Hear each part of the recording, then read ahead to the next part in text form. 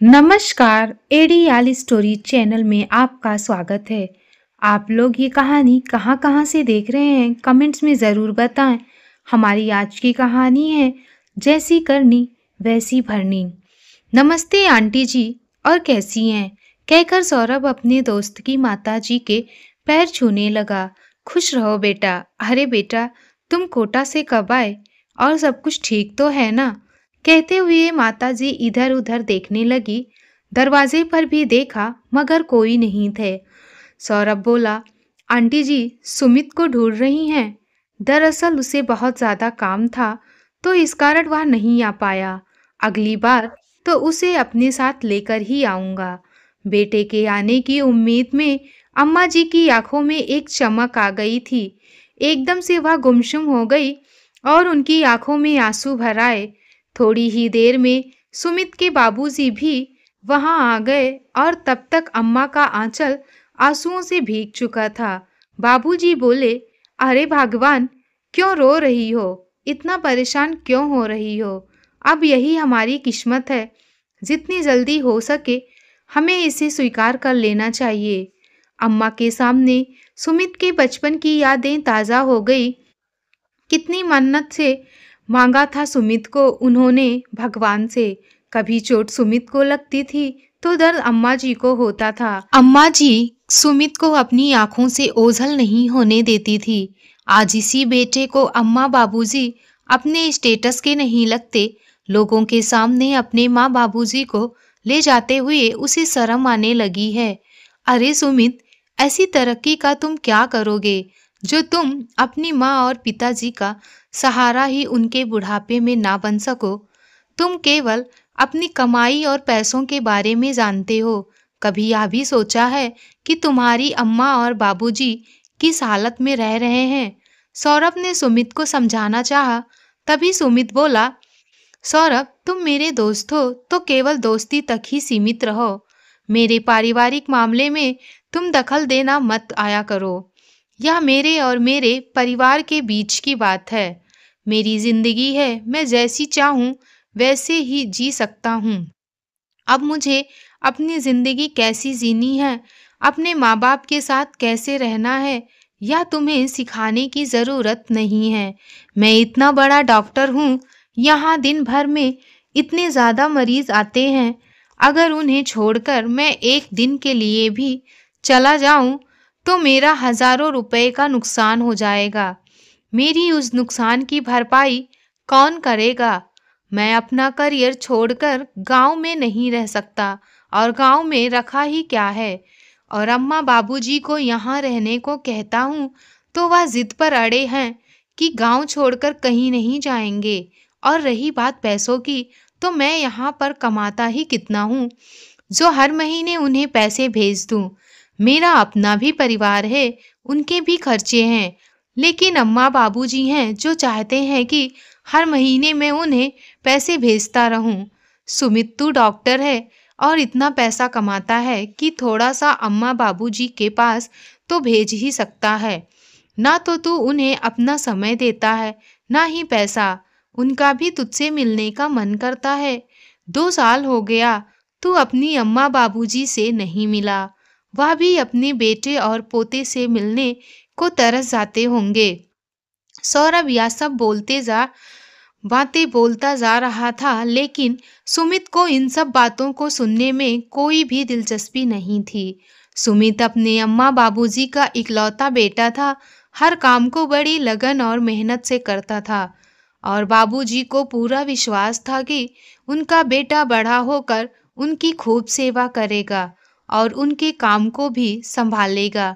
जब सुमित थोड़ा बड़ा हुआ तो उनकी गाय एक बार बीमार पड़ गई और बाबूजी ने उसे जानवरों के डॉक्टर को बुलाकर लाने को कहा। डॉक्टर जब आए तो उसने इलाज करने के लिए बाबूजी से बहुत पैसे लिए। तभी सुमित ने देखा कि गांव के आने जाने वाले लोग उन्हें नमस्कार भी कर रहे थे। सुमित ने सोचा कि अगर गाय भैंसों या जानवरों के डॉक्टर को इतनी इज्जत मिलती है तो क्यों ना वह इंसानों का डॉक्टर बने। और उसी दिन से उसने ठान लिया कि अब उसे डॉक्टरी ही करनी है। उसने प्रवेश परीक्षा के लिए तैयारी शुरू कर दी। अम्मा नहीं चाहती थी कि सुमित डॉक्टर बने, क्योंकि वह जानती थी कि डॉक्टरी करके सुमित शहर चला जाएगा और उनसे बहुत दूर हो जाएगा। लेकिन सुमित अपनी जिद पर अड़ा था और उसने बाबूजी को यह कहकर मना लिया कि वह डॉक्टर बनकर गांव वालों की मदद करेगा। शहर जाकर सुमित ने तैयारी की और खूब मेहनत करके के बाद उसने परीक्षा दिया। आखिरकार मेहनत रंग लाई और सुमित का सिलेक्शन भी हो गया। सिलेक्शन के बाद वह पढ़ाई करने के लिए कोटा शहर चला गया। लेकिन अम्मा जी चिंता में डूब गई और कहने लगी कि अब आपका काम और खेत बाड़ी कौन संभालेगा। तो बाबूजी बोले कि उसके लिए मैं हूँ, तुम बस यही दुआ करो कि वह एक बहुत बड़ा सफल डॉक्टर बने। डॉक्टरी की पढ़ाई के लिए बाबूजी के पास इतना पैसा तो नहीं था।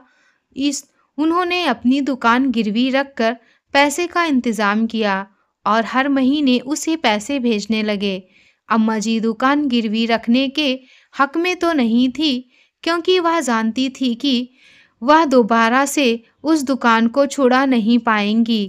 लेकिन सुमित ने कहा कि वह डॉक्टर बनकर इतना पैसा कमाएगा कि उसके अम्मा और बाबूजी राज करेंगे।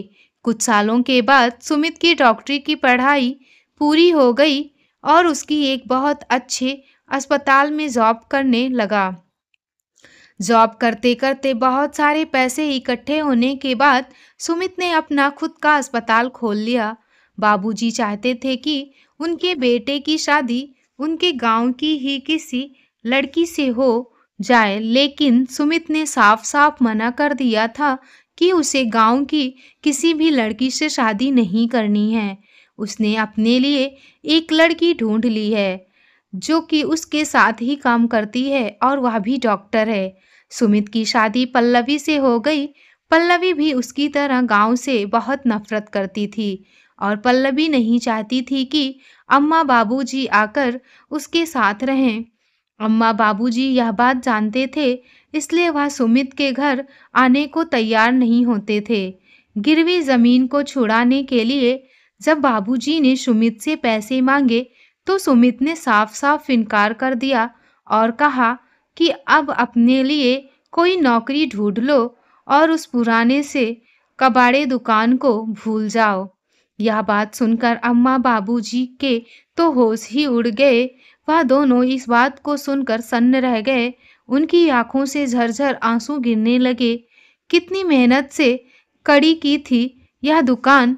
अगर यह दुकान ना होती तो हम तुझे ना पढ़ा पाते, ना ही डॉक्टर बना पाते। लेकिन सुमित को इन सब बातों का कोई फर्क नहीं पड़ रहा था। वह अपने शहर की जिंदगी में ही मस्त था। सुमित की पत्नी पल्लवी भी एक डॉक्टर थी। सुमित और पल्लवी की शादी के करीब 1 साल बाद पल्लवी को एक बेटा हुआ। जब उसका बेटा 6 महीने का हुआ तो उसने अपने बेटे की देखभाल करने के लिए उसे क्रश में छोड़ दिया और खुद नौकरी करने लगी। अम्मा जी चाहती थी कि वह अपने पोते को अपने हाथों से पाल पोस कर बड़ा करें, लेकिन पल्लवी ने तो ठान रखा था कि वह अपने बेटे को गंवार लोगों के हाथों में नहीं देगी। इसलिए अम्मा बाबूजी जब भी शहर आने का नाम लेते तो वह कोई न कोई बहाना बना ही देती थी। गांव में अम्मा याद करने लगी कि सुमित का बेटा आरुष अब कुछ बड़ा हो गया होगा, अब चलने लगा होगा। कितने महीने हो गए हमने अपने पोते की शक्ल भी नहीं देखी। बाबूजी कहने लगे, हमने सोचा था कि सुमित यहीं गांव में डॉक्टरी करेगा और हमारे साथ ही रहेगा और हमारे आंगन में ही सुमित के बेटे की किलकारियां गूंजेंगी। लेकिन घर का आंगन सुनसान पड़ा है। अगर सुमित यहाँ होता तो पूरा घर खुशियों से भर जाता। दुकान तो सुमित ने रहने नहीं दी और अब इन हाथों में इतनी ताकत ही नहीं रही कि कहीं नौकरी कर लूं। अम्मा बाबूजी की तबीयत अब कुछ ज़्यादा खराब रहने लगी थी। सुमित को जब सौरभ ने अम्मा बाबूजी की हालत के बारे में बताया तो वह कुछ पैसे उन्हें भेजने लगा, क्योंकि पल्लवी माँ बाबूजी को अपने साथ रखने को तैयार नहीं थी, लेकिन वह पैसे उनके लिए काफ़ी भी नहीं थे। डॉक्टर बेटे के माँ-बाप अब गरीबी की हालत में थे और अपनी बीमारी से जूझ रहे थे। उनकी हालत दिन पर दिन बिगड़ती देख रिश्तेदारों के डर से सुमित उन्हें शहर तो ले आया, लेकिन पल्लवी ने उन्हें अपने घर में लाने से साफ-साफ इनकार कर दिया और सुमित से बोल दिया कि वह उन्हें वृद्धाश्रम में छोड़ दे। देखते ही देखते अम्मा बाबूजी की जिंदगी पूरी तरह से तबाह हो गई। सोचने लगी, हे भगवान, यह कैसी विडंबना है कि डॉक्टर बेटे के माँ-बाप वृद्धाश्रम में रहने को अब मजबूर हैं। सुमित का बेटा आरुष भी अब बड़ा हो चुका था और उसे भी उन्होंने डॉक्टर बनाने के लिए सोचा था। उसे डॉक्टरी करने के लिए उन्होंने विदेश भेज दिया। सुमित ने अपनी सारी जमा पूंजी लगाकर और कुछ कर्ज लेकर अपने बेटे के लिए एक बहुत बड़ा अस्पताल खोला। जब आरुष विदेश से पढ़ लिख कर भारत लौटा तो उन्होंने उसे एक सरप्राइज के तौर पर उनका अस्पताल दिखाया, लेकिन आरुष ने साफ-साफ कह दिया कि वह भारत में रहने के लिए तैयार नहीं है। वह विदेश में ही सेटल होना चाहता है। सुमित और पल्लवी तो दोनों जैसे सन्न हो गए। आरुष, यह तुम क्या कह रहे हो? पल्लवी बोलने लगी, हमने तो सोचा था हमारा बेटा बड़ा होकर हमारा ही नाम रोशन करेगा, हमारे अस्पताल को आगे बढ़ाएगा, लेकिन तुमने तो एक पल में ही हमें पराया कर दिया। बेटा, हमारे देश में क्या बुराई है? सब कुछ तो है यहाँ पर, सभी तरह की आधुनिक सुविधाएं भी हैं, लेकिन वाह माँ, मैं विदेश की ही एक लड़की से प्यार करता हूँ और मैंने उससे शादी करने का फैसला कर लिया है। अब मेरे फैसले को कोई भी नहीं बदल सकता है। मैं यहाँ नहीं रहूँगा तो मतलब नहीं रहूँगा।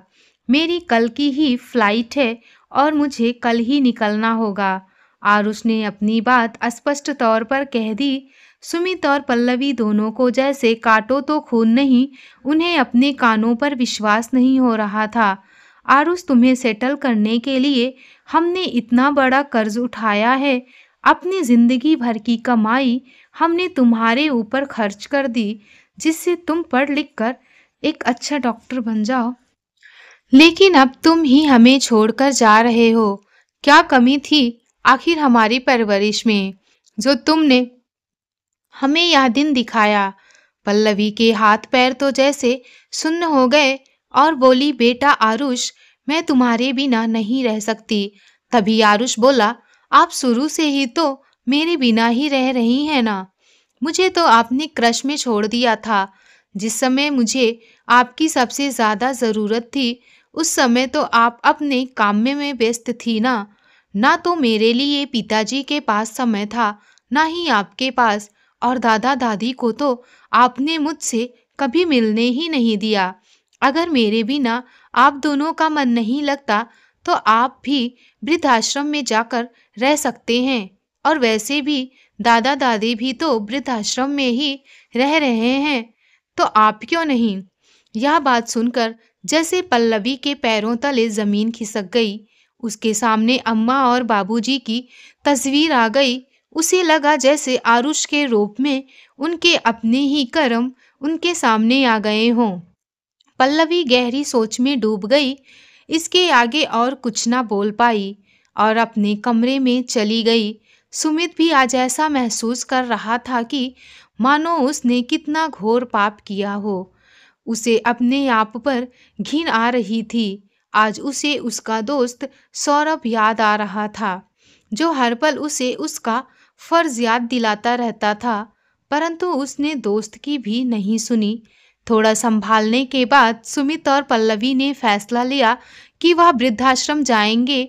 अगले दिन जब वह वृद्धाश्रम पहुंचे तो उन्हें सामने देखकर अम्मा और बाबूजी की आंखों में एक चमक आ गई। अम्मा तो यह देखकर खुश थी कि उससे मिलने आज उसकी बहू आई है। अम्मा बाबूजी का यह व्यवहार देखकर पल्लवी और शर्म से जमीन में धंसी जा रही थी। वह सोच रही थी कि हमने अम्मा बाबूजी के साथ कितना बुरा किया। और अम्मा बाबूजी आज भी हमारे साथ उतना ही प्यार से बात कर रहे हैं। पल्लवी सोचने लगी कि मैं इन लोगों से माफी मांगूं तो भी किस मुंह से। पल्लवी और सुमित अम्मा बाबूजी के पैरों में गिरकर माफी मांगने लगे। अम्मा बाबूजी, हमें माफ कर दो, हम दोनों आपके गुनहगार हैं। आज तक उसने अम्मा बाबूजी के बारे में नहीं सोचा, लेकिन आज जब वह खुद इस स्थिति में खड़ी है, जिस स्थिति में उन्होंने अम्मा बाबूजी को लाकर खड़ा कर दिया था, वह उनके दर्द को समझ पा रही है। अम्मा बाबूजी की इस जर्जर हालत को देखकर पल्लवी और सुमित अपने आप को कसूरवार मान रहे थे। बाबूजी, आप और अम्मा अब हमारे साथ ही रहेंगे। हमने आप दोनों पर बहुत जुल्म कर दिए हैं। अब हमें आखिरी मौका दे दीजिए अपनी गलतियां सुधारने का। सुमित और पल्लवी को अपने किए का बहुत पछतावा था। वह दोनों अम्मा बाबूजी को अपने घर ले आए। घर आकर देखा तो सामने आरुष खड़ा था। पल्लवी और सुमित के चेहरे पर एक मुस्कान आ गई। तभी हैरान होते हुए पल्लवी ने पूछा, बेटा, तेरी तो आज की फ्लाइट थी। मम्मी पापा, मैंने तो आपसे झूठ बोला था, मेरी कोई फ्लाइट नहीं थी और मैं अपने देश में ही रहना चाहता हूँ और यहीं आप सबके साथ जीवन जीना चाहता हूँ। मैं जानता था कि आप दोनों दादा दादी को वृद्धाश्रम में छोड़कर आए हो। सौरभ अंकल ने आपको वृद्धाश्रम में बात करते हुए सुना था। जब आपने सौरभ अंकल की बात नहीं मानी तो उन्होंने आकर मुझे सब कुछ बात बताई। जब मुझे पता चला कि मेरे दादा दादी हम लोग के रहते हुए भी वृद्धाश्रम में रहते हैं तो मेरा मन दर्द और पीड़ा से भर उठा। मैं बचपन से ही प्यार को तरसता रहा और दादा दादी अपने बच्चों को पास रहने को। मैं जानता था कि आप दोनों मेरे समझाने से नहीं समझेंगे, इसलिए मैंने यह सब नाटक किया ताकि आप समझ सकें कि माँ बाप का बच्चों के बिना क्या हाल होता है। मम्मी पापा, मैं बरसों से अपने दादा दादी का प्यार पाने को तरसता रहा। मेरी बरसों पुरानी इच्छा अब पूरी होने जा रही है। तभी अचानक से वहाँ सौरभ आ गया और हंसते हुए बोला, क्या हुआ सुमित दोस्त, सब ठीक तो है ना? आरुष का मजाक कैसा लगा? सौरभ की बात सुनकर सभी लोग ठहाके लगाकर हंसने लगे। तभी आरुष बोला, आपका बहुत बहुत धन्यवाद सौरभ अंकल। आपकी वजह से अब मैं अपने मम्मी पापा और दादा दादी के साथ मिलकर प्यार से रह पाऊंगा। पोते की यह बात सुनकर अम्मा बाबूजी फूले नहीं समा रहे थे। पल्लवी और सुमित के चेहरे पर भी आज गर्व भरी मुस्कान थी। आज आरुष को अपने दादा दादी का प्यार मिला और अम्मा बाबूजी को अपना परिवार, जिसके साथ वह हमेशा रहना चाहते थे। माँ बाप हजारों तकलीफें सहकर के अपने बच्चों को बड़ा करते हैं। जिंदगी भर अपने बच्चों को दिल से लगाकर उनकी हर मुसीबत को हर लेते हैं, यहाँ तक कि अपने सपने और खुशियाँ भी उनकी खुशी के खातिर कुर्बान कर देते हैं और बच्चों की खुशी के लिए ही जीते हैं। माँ बाप का सपना होता है कि उनका बच्चा बड़ा होकर अपने पैरों पर खड़ा हो, खूब पैसा कमाए और एक दिन बड़ा आदमी बनकर उनके बुढ़ापे का सहारा बने। लेकिन वही बच्चे बुढ़ापे में अपने माँ बाप को बेसहारा छोड़ देते हैं। सच तो यह है कि माँ बाप का परिवार अपने बेटे बहू और उनके बच्चों के साथ मिलकर बनता है। केवल पैसों की कमी पूरी कर देना ही काफी नहीं है, बल्कि अपने माँ बाप के साथ हमेशा रहो, यही चीज उन्हें खुशी देती है, जो उनके चेहरे की चमक को हमेशा बनाए रखती है। पैसे से परिवार नहीं बनता, बल्कि एक साथ खुश होकर रहना ही परिवार कहलाता है। तो दोस्तों, आप जैसा करोगे आपको वैसा ही करना भुगतना पड़ेगा। दोस्तों, आपको ये कहानी कैसी लगी? लाइक और कमेंट्स करके ज़रूर बताएं। कहानी अच्छी लगे तो चैनल को सब्सक्राइब करना बिल्कुल ना भूलें। आइए मिलते हैं एक और नई कहानी के साथ। बहुत बहुत धन्यवाद।